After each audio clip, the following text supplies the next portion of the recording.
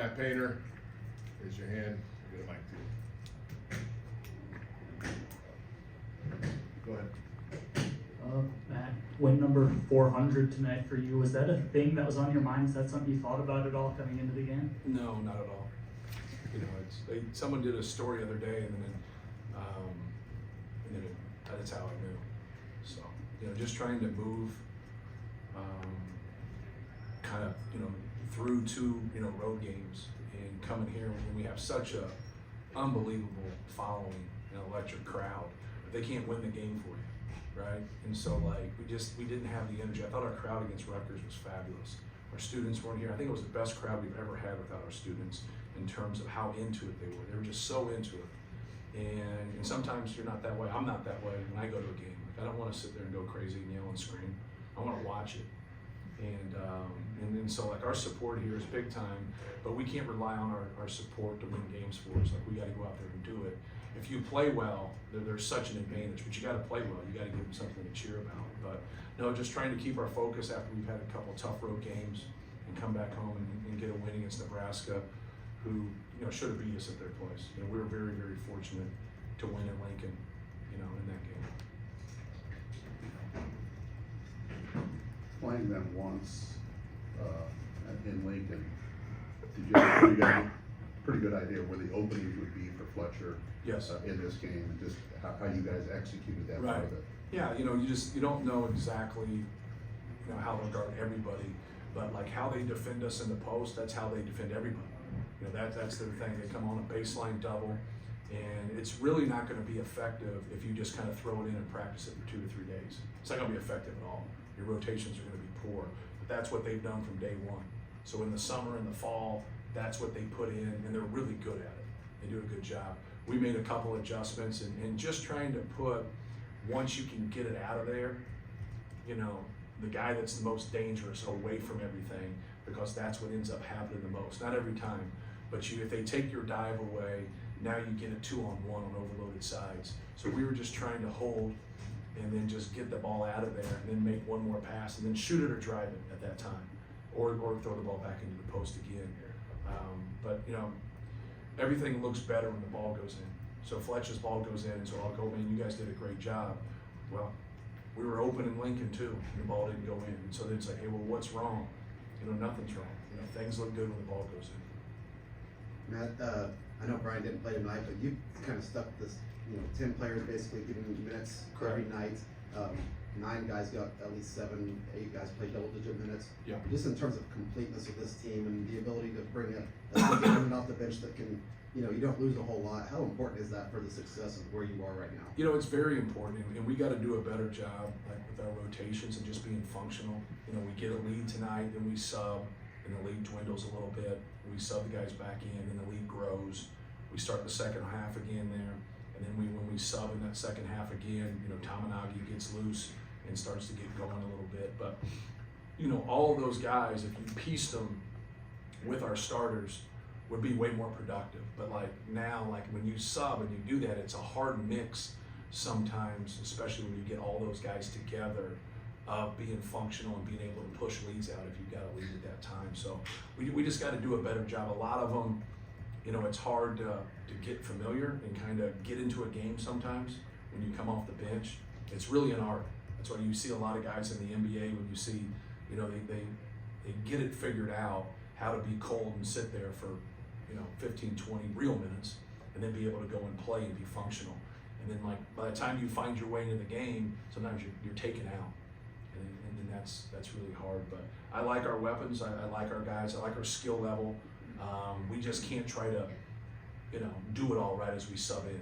You know, we got those guys got a couple bad calls, you know, throughout the course of the game. And that's what happens, right? You know, guys that back up get the bad fouls against them, they get some calls against them, versus kind of the, you know, the starters get a little bit, you know, better whistle. Hey Matt, you've been around the game for a while. Does this team remind you of any other teams, or it's unique? I mean, you watch them do practice. You're halfway through the season. Is it just something that sticks out to you, maybe? I think we could be better, you know, in terms of moving the basketball and just being cerebral. You know, when we have some guys that are really good passers, you know, and Braden, Fletch, Ethan Morton. You know, Zach's done a tremendous job in being unselfish, and being able to pass out of the post. So just continue to, you know, to make that a strength and be better. You know, we're the #1 efficient offense, you know, in the country right now. But I think we can still grow, you know, and I think we have more weapons than just Zach. The one thing about Zach that makes it so unique is just, you know, you have a decision to make on what you're going to do, and it's a big decision. And it involves, you know, he draws so many, like tonight he didn't draw a lot of fouls, but he drew 8 fouls. That's a lot of fouls, especially if 2 people get them, right? So you're fouling people out, but for him, he's had games where he's drawn more fouls than that. So, you know, he makes it unique. But the fact that our guys are unselfish, you know, really helps things out. But in comparison to other teams, you know, not really, just because Zach's such a unicorn. Coach, the offensive rebounding, especially in the first half, seemed to stabilize the offense a lot. Right. How were your big men able to be so effective, especially rebounding out of their zone? Yeah, well, Mason had 2. You know, Trey Kaufman had 2. Trey Kaufman had a couple tough plays go against him, and Zach has 7. You know, so there's your offensive reboundings. You know, when you take Zach away and you battle him and you fight him, sometimes you're not in great rebound position. And now, like you saw, our best offense there for about a 2-minute stretch was just missing a shot and he got the ball. And like, it's not intentional, but it kind of like, hey, you've played great defense, you get him to take a tough shot, 2 points or you foul him. You know, that's frustrating. That's really, really frustrating. But that's where he's different than most big guys his size, is that he can, you know, he can hurt you. You know, I think he averages 6 offensive rebounds, if I'm not mistaken. And so like tonight was just kind of a normal night for him rebounding. I guess kind of going off that with Zach, he had 30 points obviously against Penn State, didn't have a shot attempt today until 15 minutes into the game. What does it say about him that he's able to kind of go back and forth between those extremes and stay engaged in the game regardless? Yeah, well, I think the thing that pops up is like when you keep seeing those people on the perimeter wide open, you know, even though he hasn't taken a shot, he's the reason they're wide open. You know, they're scheming against us, and now we got to be able to handle that and make the right plays. But you know, his ability to be unselfish when he's not getting guys that normally score a lot, when they go long periods of time, you know, when they can't get a shot up, they start itching. You know, it's they want it, like they really want it. And you can kind of see it with guys, and you watch basketball and you cover it. Like, are you taking shots within the flow of the offense? But then when you deal with someone who scores and averages 20 and they don't have a shot for 4 or 5 minutes, they're normally going to cork a bad one up there. And he just doesn't. Now he plays, you know, 7 feet and in, right? So like his bad shot's a hook shot from 8 feet. But he doesn't. He's unselfish. And I think a big piece of that, I know a big piece of that is simply, you know, he didn't go through what everybody else went through in terms of the recruiting. You know, he wasn't a dominant player. He didn't play in middle school. Like nobody told him he was, you know, going to be the next coming. No one told him he was going to be an All-American or have a chance to be National Player of the Year or the Big Ten MVP. Like that was never in his thought process. So he just listens to coaches and tries to take it in, and he works on his game. And it's that simple. Like he doesn't have a wall. A lot of people will have a wall between a player and a coach, and he just doesn't have that. And that's pretty unique. I think we have a lot of guys like that. But for a guy of his stature and what he's accomplished, it's pretty cool. Mike and then Brian. Matt, this program is now one of 11 with 1,900 all-time wins. What does that, you've been around here for so long, what does that say to you about Purdue basketball? You know, you're fortunate as a head coach to be a part of it, just like as a player. I always tell our guys, you know, if they come in and fire me on Wednesday, I bet you they play the game on Saturday. You know, and if we got to move you because you do something stupid, you know, I bet you we play on Saturday. You know, so it goes on with or without you. If you understand that, and that's what everybody is, like in everything that you do, your impact is really after you leave. You know, in any job, in any person in occupation, it's just like, you know, when you leave, they'll be like, man, like this next guy's come in and he doesn't quite do the same job as the other guy. And that's what you want to do. You want to leave it better than you found it. But Purdue's a special place. It's got great people, it's got great education, and they love basketball. I'm not saying across the board it gets this way, but they just understand if you're playing hard and you're playing together. I'm not saying every fan at Purdue understands that, but collectively they do. More than a lot of fan bases, if not all fan bases. And that's the one thing you got to be able to do. You got to play together, and you got to play the right way. And And you gotta play hard.